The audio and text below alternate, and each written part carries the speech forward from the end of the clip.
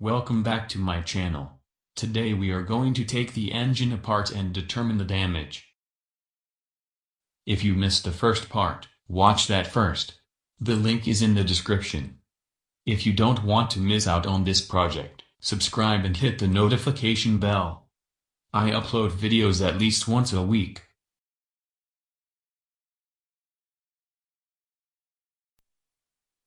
Now the engine and gearbox are out. I can start getting all lines, cabling and hoses off. Let's take a look at the gearbox first.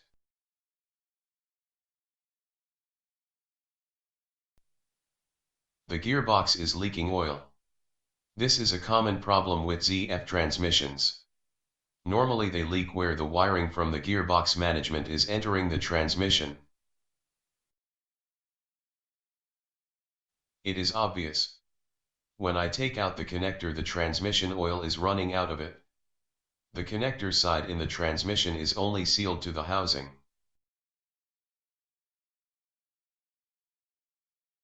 The seal that prevents the connector from leaking is on the plug. You see oil on the connection pins, which is not a problem since oil is not conductive.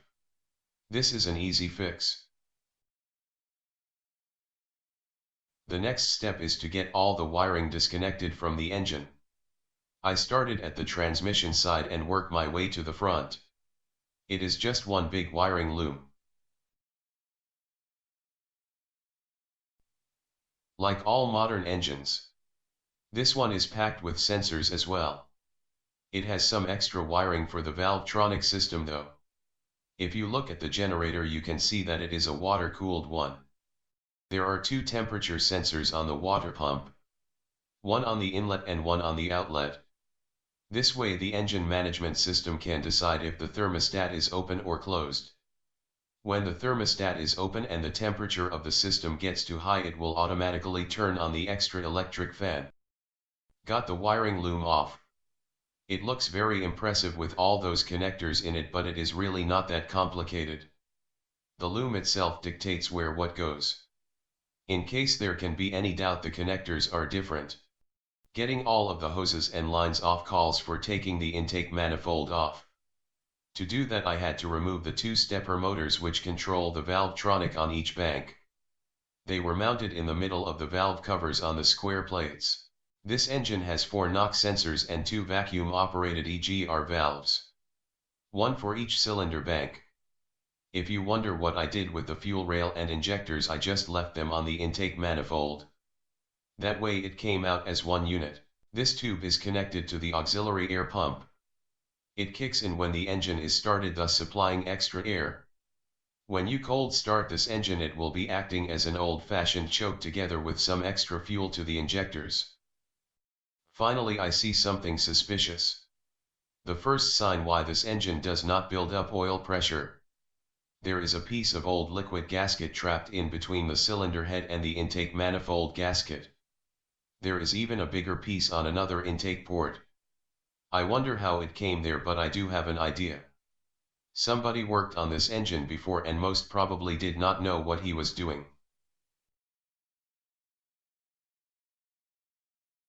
Now almost everything is removed from the engine. I can go forward to get the transmission off. In the meantime, I am very eager to know what is hiding in the sump. First things first though.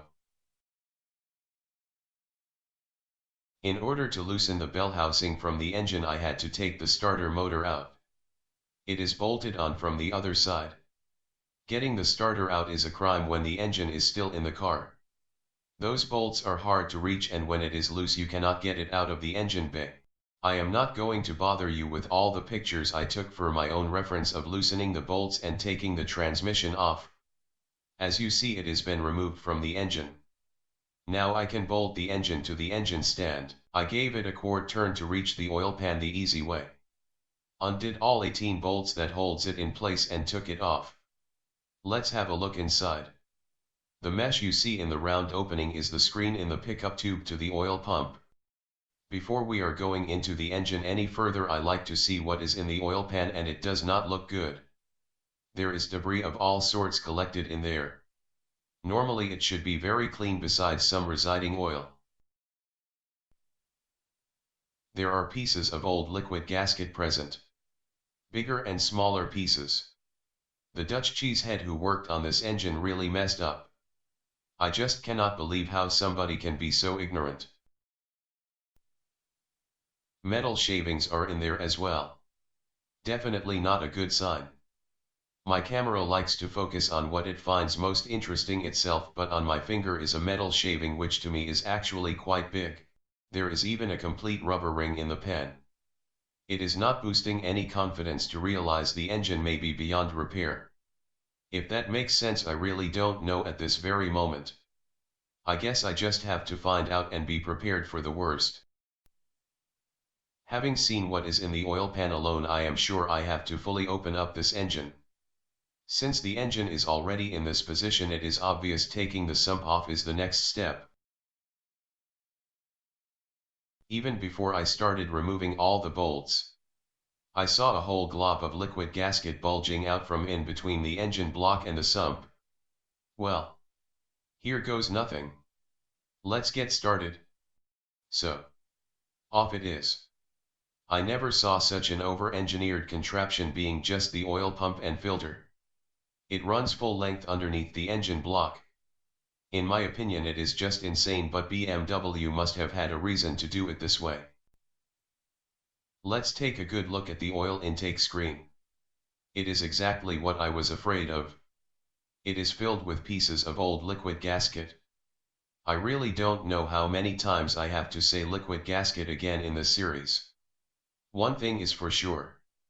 It killed the engine, and small pieces will probably be scattered throughout the engine, blocking up tiny oil passages and leaving many moving parts starving for oil. Just one piece I took out. I am so much in disbelief somebody actually did this. Most of all, and I stated this before, being ignorant and probably thinking it would not harm the engine because that stuff remains soft is beyond me. Got everything out I could possibly see. No. I am not going to rant anymore because this is too sad for words. I attempted to get some funeral music going at this point.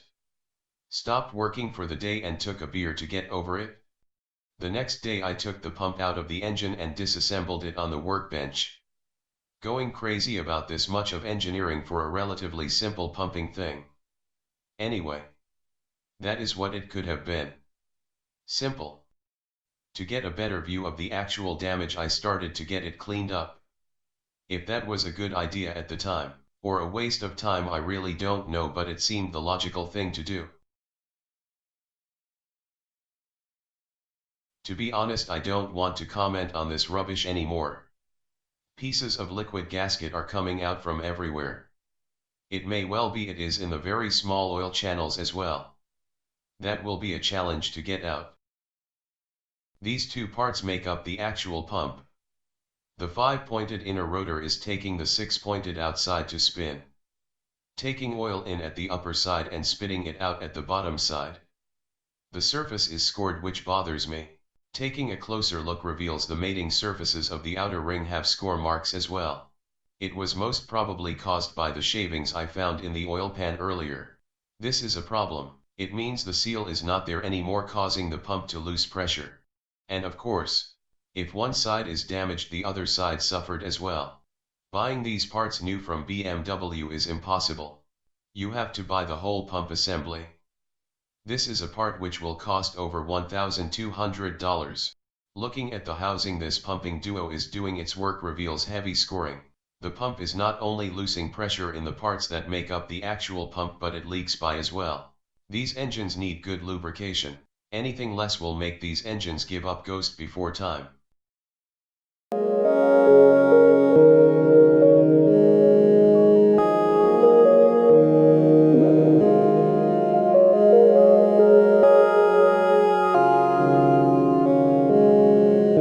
Now we paid our respects to the oil pump that passed away. It is time to take the rest of the engine apart.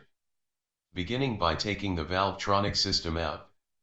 Reason is, it is covering the head bolts. I don't know if I mentioned it before, but there are two Valvetronic units, one for each cylinder bank. It only works on the intake camshaft. I will make a video explaining how the Valvetronic works. Took it out on one side. It involves some planning and time if you are not familiar with this system. First you have to take the designated Valvetronic oil lines off, then the unit itself. It's not the easiest of tasks because there will be one giant spring left behind in the cylinder head. Releasing the pressure and making sure it's not catapulted over a 10 stories building, never to be found again, takes some muscle and some planning ahead. Be sure you wear eye protection, if possible even full face protection. Oh yeah, took the other unit out as well. Now I took the caps off of the exhaust cam. If you are a good observer you saw that I did that on the other side already in the previous picture. In fact I took the cam out as well. That is needed to get to the head bolts. Got the cam out and removed the head bolts.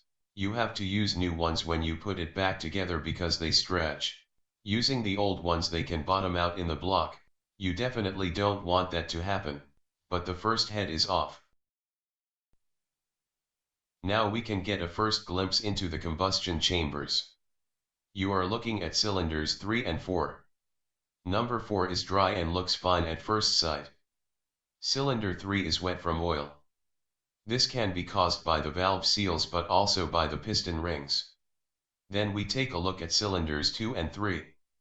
Same story there, both are wet from oil. Also look at the edge where the rings don't scrape on the cylinder wall. It's oily. To determine if the valve seals are the culprit, or it's totally due to worn piston rings, I take one piston out. At the underside of the engine I took the half bearing cap off of the third push rod. That way I can take the piston of the third cylinder out. Looking at the half bearing reveals it is pitted. Most probably because it was lacking oil pressure. I don't know the complete history of this engine, but normally you won't see this if an engine is serviced regularly. This is the top part of the same bearing. For those of you who didn't know, big end pushrod bearings are in two pieces. It is obvious the Babbitt layer which certifies smooth sliding over the crankshaft is gone. Moved ahead and took the rings off of the piston. From left to right you see 3 oil scraper rings. They live in the same groove on the piston, being the bottom one. The number 4 is the swipe ring. It's making sure the cylinder wall is oiled evenly. To the far right is the compression ring. This one makes sure there is no so-called blow-by. You can see, from left to right, rings number 1 and 3 practically don't have a gap anymore. The spring tension is gone and they need to be replaced. The piston itself tells the same story. There is a layer of burned oil all over it. On top of that it also indicates the compression ring is not doing its work like it should. If it did, oil couldn't have passed all the way up past the swipe ring. Piston rings come as a set, so they all will be replaced with new ones. Further proof is this view into the cylinder itself. It's covered in oil from top to bottom. Honesty dictates to say that I may have 2 problems going on at the same time. It can be the valve seals are leaking as well. After all this mishap I am very glad to see the crankshaft is not damaged. It can do with a polish up, but it will be fine. That is a humongous relief. I guess I have to see if that's true for every bearing journal, but this is a good indication it won't be that bad. My shopping list is getting longer. Besides the second-hand oil pump I need 8 sets of piston rings and 8 sets of rod bearings. Of course new cylinder head gaskets and head bolts. Various other gaskets and some other things which will surprise you. I am not passing the order to the BMW dealer yet. Let's see what else is needed first.